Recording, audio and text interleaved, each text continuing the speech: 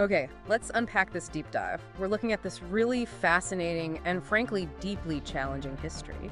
How banking and finance became just so tightly linked with slavery in the antebellum South. We've got some incredible sources here, letting us go way beyond the usual overview. That's right. And we're not just talking about, banks lending money to slaveholders incidentally. The sources, they reveal something much deeper, a real structural integration. Absolutely. So, our mission today for you listening is to cut through some of that complexity. We'll pull out the most important nuggets, assuming you've got a good handle on the general history already. We're really focusing on the financial mechanisms, the legal frameworks, the nuts and bolts. And the core finding, really, let's just put it out there up front. Antebellum Southern banking didn't just interact with slavery. It was fundamentally reshaped by it, restructured, actually, to serve the specific needs of slaveholders. Reshaped and restructured. Yeah. Wow, that's a really powerful conclusion from the sources. They argue this basically turned enslaved people into central financial assets. And this fueled that massive expansion of the, quote, empire of slavery. It did. Though, and this is crucial, the sources also stress how that very embeddedness, that reliance on human collateral, introduced this inherent fragility. Yep. It ultimately contributed to why so many of those banks failed. Right, that's the tension, isn't it? Building a financial system on human lives creates these unique, immense risks, ultimately unstable. Exactly. So our goal for this deep dive is to explore the specifics, the financial innovations, the legal adaptations, the practical consequences that show how this entanglement happened. How did this restructuring actually work? Let's get beyond the basic idea. Yeah, let's dig in. And maybe the best place to start is that striking image the sources paint of New Orleans, say the 1830s, 1840s. Right, you could walk down Royal Street, turn onto Canal Street, and boom. Opulent bank buildings everywhere, the Mechanics and Traders Bank, the New Orleans and Carrollton Railroad and Banking Company, the Gas Bank, Citibank. All these symbols of finance. And then just blocks away, sometimes incredibly close, almost intertwined, the slave depots, the auction sites. It's just astonishing to read about the St. Charles Hotel and Exchange, this magnificent building, right? Financed by the Exchange and Banking Company. And where did they hold regular slave auctions? Right in its octagonal bar. Yeah. Right in the center of the building. That physical proximity. Banks facing Canal Street where auctions happened, the hotel financed by a bank hosting auctions. It wasn't parallel. It was deeply, visibly intertwined. It's a potent illustration, a chilling one, really. And it embodies how central slavery was, the engine of that Southern economy. The sources really emphasize this massive movement post-war of 1812. Yeah, the forced migration of hundreds of thousands of enslaved people, plus capital, free settlers, all pouring into frontier lands.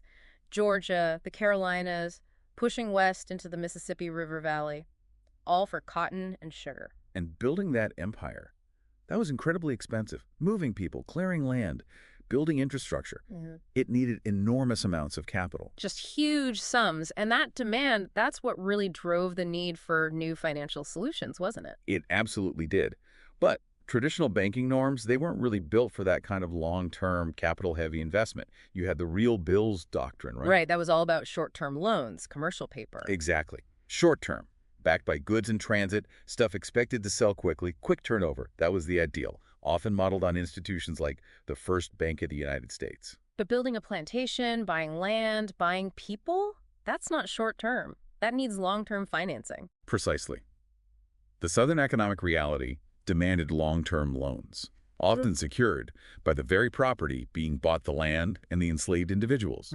Early banks, they tried to operate within that short-term discount model, but a lot of it ended up being accommodation paper. Accommodation paper, so basically loans that just kept getting renewed. Yeah, essentially loans rolled over repeatedly, not genuinely tied to short-term commercial transactions, kind of stretching the rules already. And then you add the legal complexity around enslaved people as property. That must have made using them as collateral really tricky, especially with different states having different laws. Oh, it was a real patchwork, a huge challenge.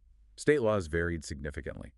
Were enslaved people personality, like movable goods, furniture, or were they realty, immovable property like land? And that distinction mattered hugely for mortgages. Critically.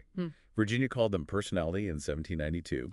Kentucky initially had them as realty for inheritance, but personality for debt seizure, which is complicated.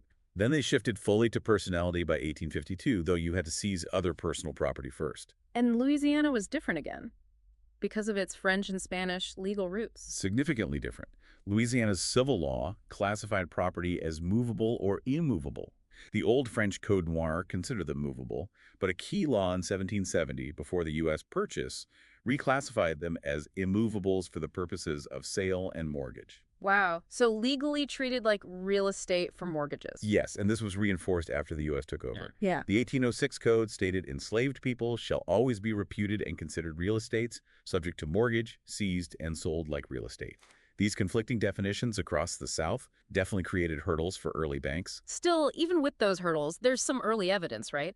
Before the system got fully restructured, banks accepting enslaved people as collateral, like the first bank of the U.S. branches. Yes, though it seems limited compared to what came later. The sources give examples like James and Elizabeth Hamilton in South Carolina, 1799.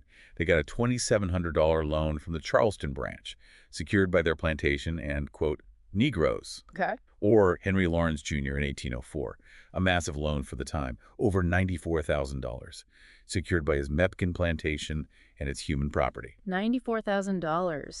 That's over $2 million today. That must have really pushed the boundaries of normal banking, even for someone wealthy like Lawrence. It certainly challenged the norms. Yeah. And the sources are careful to note, the idea of using enslaved people as collateral wasn't completely new in history. There are examples from colonial Pennsylvania, even ancient Pompeii. Right. But the scale of it in the antebellum South and how it became systematically integrated into the core financial system, that was unprecedented. Okay, so that sets the stage. Huge need for capital, clashing with traditional banking, tricky legal status for human property. So what was the turning point? When did things really shift? The sources pinpoint the Panic of 1819. Yes, this seems to be the aha moment, as the sources put it, for many bankers. Their experience during and especially after the Panic of 1819, dealing with mortgage contracts when the economy tanked, they saw land values just plummet. But enslaved lives, they held their value better, or bankers perceived them that way. Relatively speaking, yes, that seems to be the argument. Bankers apparently became convinced that enslaved individuals weren't just acceptable collateral, they were actually superior collateral to land in a crisis. Superior, because they were seen as productive assets, generating income. Productive, income generating, and their value didn't seem to drop as sharply or as quickly as land did during that panic. It's a chilling financial calculation, viewing human beings as more stable assets than real estate. It really is, and that calculation led to a major shift in lending. A fundamental shift, according to the sources. Through the 1820s and 30s, you see this increased willingness, especially in frontier banks, to issue new long-term loans specifically secured by enslaved individuals. And even financing the initial purchase, using the people being bought as the collateral. Yes. Financing the purchase of plantations and the enslaved workforce, with that purchased property serving as the security. And these were often very large, long-term loans, fundamentally different from standard commercial bank practices elsewhere at the time. This unique Southern demand, it forced a whole rethinking of banking, didn't it? It did, not just among bankers, but critically among state legislatures. It wasn't just banks adapting awkwardly anymore. So the states actively stepped in to change banking itself, to make it serve slavery better. Exactly. By the 1830s, state legislatures were actively restructuring commercial banks through their charters. They were tailoring the financial system to more efficiently handle loans based on human property, legislating finance around slavery. How did they manage that legally, especially where enslaved people were technically personnel? You mentioned workarounds, judicial support. Well, initially, some banks innovated within their charters, maybe pushed the boundaries. Others might have operated in open violation sometimes. But a really key piece of legal cover came from the courts. Justice Story's rulings in the Fleckner cases 1820, 1823 were pivotal. Justice Story on the Supreme Court, what did his ruling do? He provided a very broad definition of discounting. Essentially, he legitimized securing loans with property like Fleckner's plantation and enslaved workers as long as the loan took the form of a discount on a promissory note. So the form mattered more than the substance of the security. Pretty much. Story argued if a bank deducted interest upfront on paper payable in the future, it was discounting, regardless of the underlying security. And crucially, the collateral remained liable to whoever ended up holding that note. So structuring it as a discount gave it legal cover, even if the bank's charter was meant for short-term commercial stuff. Precisely. Story's interpretation provided a crucial legal precedent. It basically opened the floodgates for traditional banks to get heavily involved in property-backed lending, including loans on enslaved people, as long as they used this promissory note structure. That's incredible. The legal system actively bending to facilitate the financialization of people. The sources mention the Louisville branch of the Second Bank of the U.S. as an example. Yes, even though the bank's president, Nicholas Biddle, was supposedly cautious about property loans, the Louisville branch was deep in it. They regularly took enslaved individuals as collateral. Like the Harrison Blanton loan. Right, 1824. $500 note secured by Isaac and his wife Judy. The contract explicitly stated they could be seized and sold if Blanton defaulted. And John Smith, a much bigger loan. Also Louisville branch, 1825. $2,500, a significant sum, then secured by 11 enslaved people, Wow. including families. And what's telling is the bank's leniency. Smith defaulted, but the bank just agreed to new terms, extending the loan. And those 11 people remained collateral for years. It just shows how embedded they were in the process, their lives completely tied to their owner's debt and the bank's decisions. So, moving from that turning point, the Panic of 1819 and the legal shifts. How did this accelerate? How did it build what the sources call the empire of slavery? This is where you see the system reach its peak expression, perhaps, the plantation banks. Plantation banks. So these weren't just banks lending to planters. No, these were banks where the capital stock itself came directly from mortgages on plantations and the enslaved people living on them. Wait, the bank's actual capital, its foundation, was built on mortgage land and people? Exactly. The Citizens Bank of Louisiana is the prime example. Chartered with a massive $12 million capital, stockholders didn't pay cash. They mortgaged their property land and enslaved individuals to the bank to get their shares. A uniquely Southern innovation, tying the bank's very existence to the value of human property. Unbelievable. And then there were these joint banking improvement companies. The sources say they were common in the South, not so much elsewhere. Another key Southern innovation, yeah. Really prevalent in Louisiana, Georgia, Mississippi, especially between 1830 and 1837. These companies combined banking, taking deposits, making loans, with financing big infrastructure projects, canals, railroads, waterworks. Okay, so how did these specific banks fuel the financialization of slavery? Two main ways, based on the sources. First, very lenient lending. They often gave out large long-term loans, readily accepting enslaved people as collateral. Second, and maybe even more directly, they actively bought or hired enslaved labor for their construction projects. So they weren't just financing slaveholders, they were direct participants in the market for enslaved people, listing them as assets. Yes, the New Orleans Gaslight and Banking Company, for instance. The sources show records of them purchasing enslaved people to build the gasworks. And the records note skills, vices. Chillingly, yes. Details right alongside the financial information.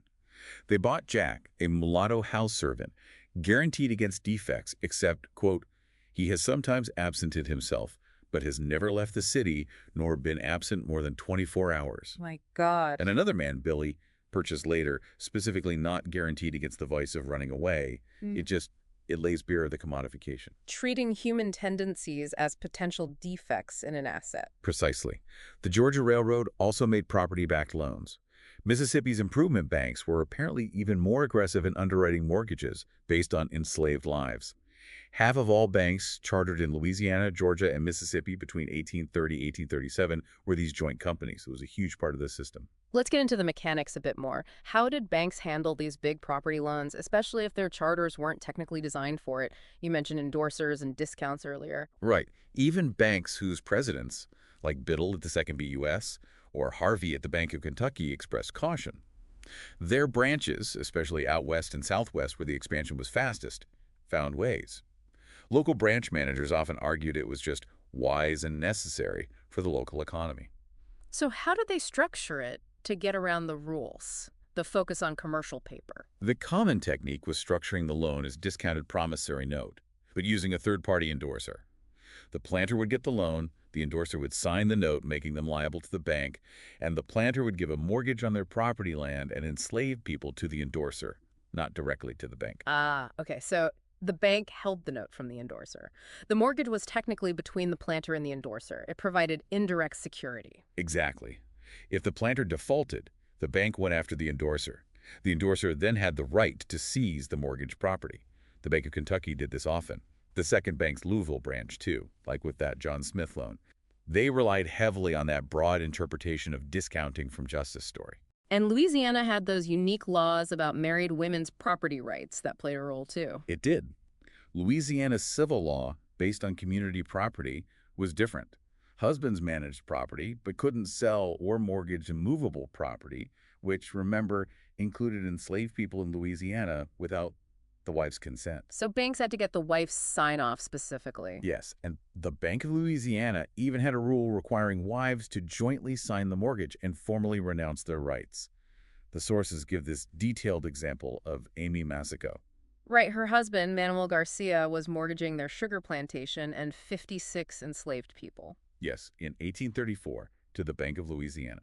The bank required her to meet the notary out of her husband's hearing to formally renounce her property rights, citing specific civil code articles. It was a legal protection for women, but the bank used it to make sure its claim on the human property was absolutely secure. This apparently made challenges by wives rarer in Louisiana. The scale of these property loans. The sources use data from a Citibank branch in Baton Rouge to really show this, right? Yeah, that data is striking. Looking at their books from when they first opened in 1832, loans secured by property, mostly land and enslaved people, just dominated everything else. How much? In the very first month, 89% of their $31,000 in loans were secured by land and human property. Enslaved individuals were explicitly called a critical component. By the end of June, 3/4 of their total loans, over $50,000, were at least partly secured by enslaved people. Compare that to only about $8,500 in traditional short-term discounts. It's just undeniable from that data. Enslaved people weren't incidental. They were fundamental to how these banks operated, especially on the frontier. Absolutely fundamental. Huh. But this deep reliance on human collateral, while it fueled that incredible expansion, it also baked instability into the system. Which brings us to the stress points, the panics, the difficulties with foreclosure, and how debtors tried to get around it. This is where the risks of using humans as collateral really hit home, especially when the economy turned sour. Unlike land, which just sits there, enslaved people were, well, vulnerable. Vulnerable in what way for the banks? They could die. They could run away. They could be deliberately moved out of state by a debtor trying to avoid seizure. Wives could sometimes make claims on them as separate property. They could be sold secretly to someone else. All of this made recovering the debt much, much harder for the banks. And if the bank did manage to foreclose, they faced another problem, right? Yes, the bank often ended up owning plantations and the enslaved people who worked them. The sources mention the Bank of the State of Mississippi, after foreclosing, suddenly finding itself the owner of land and people. Not exactly assets a bank is equipped to manage. Not at all. They were reluctant owners, ill-equipped to run plantations or even sell them easily at a good price in a down market. That Mississippi bank had to advertise a foreclosed plantation with 21 enslaved people for immediate sale, and even ended up running it for a while, buying supplies for the enslaved workforce. So they were stuck. Foreclose and deal with these difficult assets or show leniency, give the planter more time. Exactly that bind. Foreclosure versus forbearance. And often, they chose forbearance. They'd extend the loan, refinance it. Which might have helped stabilize the broader slave economy by keeping planters afloat. Arguably, yes. It prevented mass sell-offs sometimes, but it directly undermined the bank's own financial health. Their liquidity suffered, their soundness was threatened. Examples? The Bank of State of Alabama kept extending debts, Huh? but apparently wasn't careful enough about checking the collateral or getting solid endorsers. The Citizens Bank, in that Pizarro's plantation case, ended up effectively managing the place, seizing the crops for the debt, providing supplies, while the owner technically stayed there. Yeah.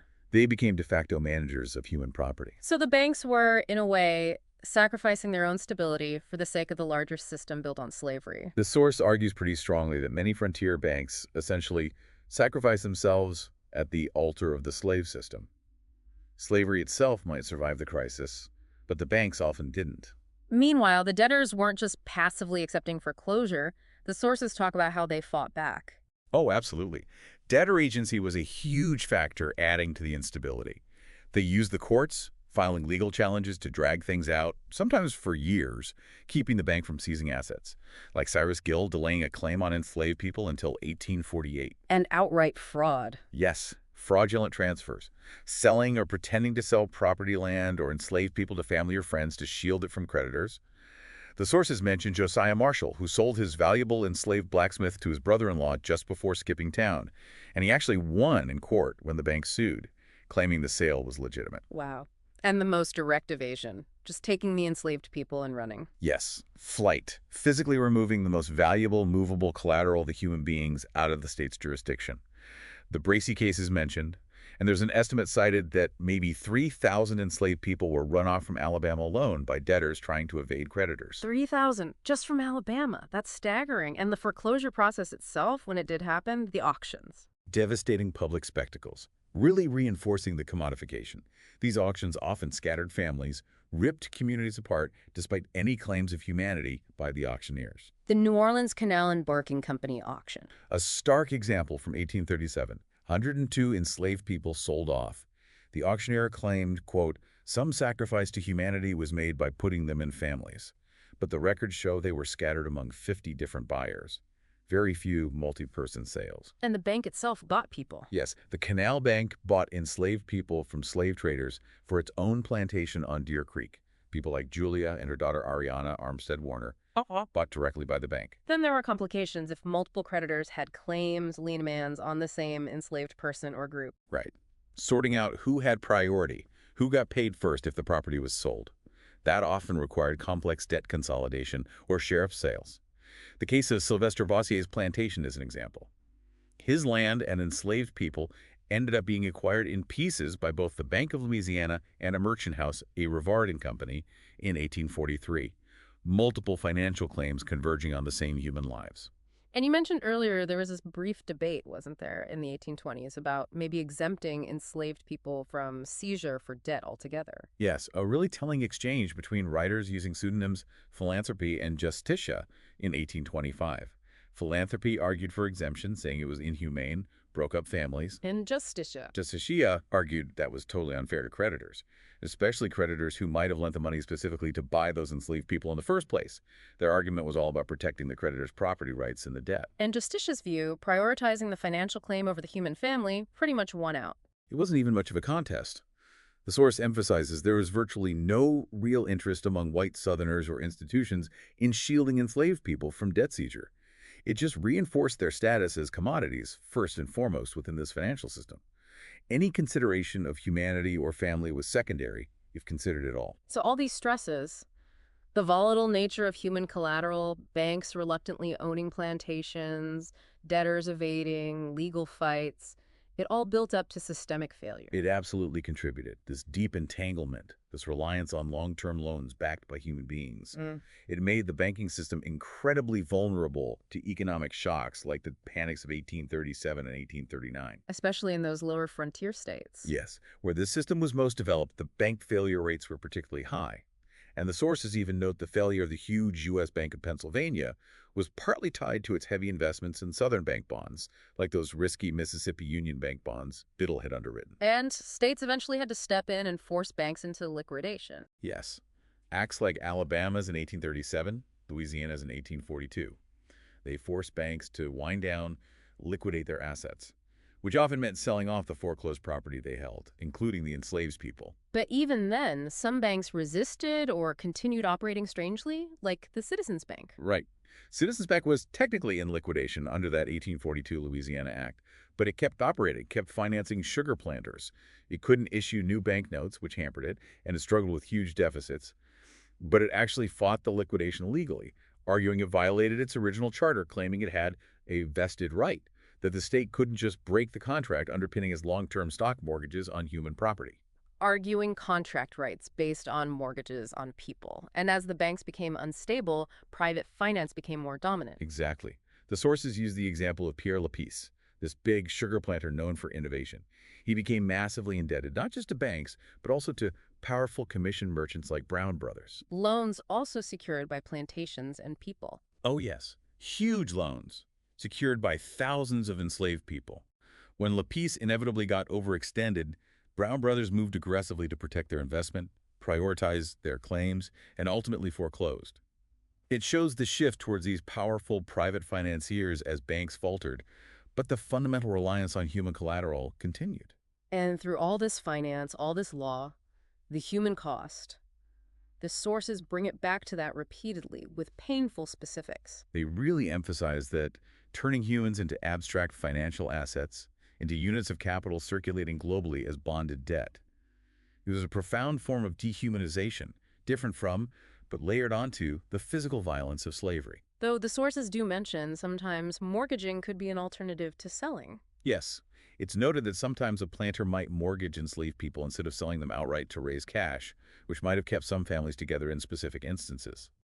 Debtors even had to get the bank's permission of formal release to sell someone who was mortgaged, a bizarre layer of financial bureaucracy over human lives. But the overall system, the massive debt. The massive indebtedness fueled by these easy credit practices meant that when planters did fail, especially during panics, the consequences for the enslaved people seized in foreclosure were just catastrophic. Mass sales, family separations on a huge scale. And the sources pull specific names and descriptions right from the financial record. Yes, driving home the point. Individuals reduced to entries. Jack, the mulatto house servant with a vice of running away sometimes. Billy, guaranteed against running away. The Pizarro's family, broken up at auction. People listed by skill, age, physical condition. Richard with sore legs, Hans with only one arm, noted as having been a runaway. These aren't stories. These are details from bank ledgers, mortgage documents, auction notices. Just brutal commodification. And even after emancipation, this financial history had legal echoes. Briefly, yes. The question arose, what happens to debts that were secured by people who are now legally free? Courts, like the Florida Supreme Court in 1866, generally ruled based on contract law. In some cases, they decided that since the collateral, the enslaved person, no longer legally existed as property, the creditor couldn't enforce the debt that had been secured by them. The asset was gone. And bring it to today. The sources discuss the attempts, or lack thereof, to reckon with this history. Right. There are mentions of things like J.P. Morgan Chase, whose predecessor banks like Citizens and the Canal Bank were deeply involved. They acknowledged some ties, set up a $5 million scholarship fund back in 2005. But the source is critical of that amount. Very critical. Points out that $5 million, while not nothing, is minuscule compared to the sheer scale of capital these banks wielded, capital built on slavery, hundreds of millions in today's dollars. And $5 million was a tiny fraction of J.P. Morgan Chase's net income even back then. So a gesture, perhaps, but not proportionate to the history involved. That's the argument presented.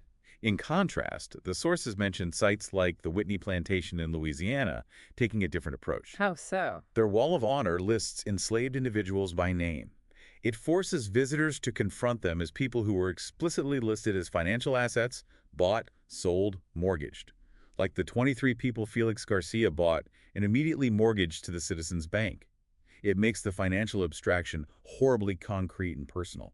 And the author's own experience trying to research this at the Woodville Bank Historic Site. Yes, that's a really telling anecdote, describing the discomfort, the reluctance encountered when trying to discuss the bank's actual history, where its capital came from, who its borrowers were, the role of slavery.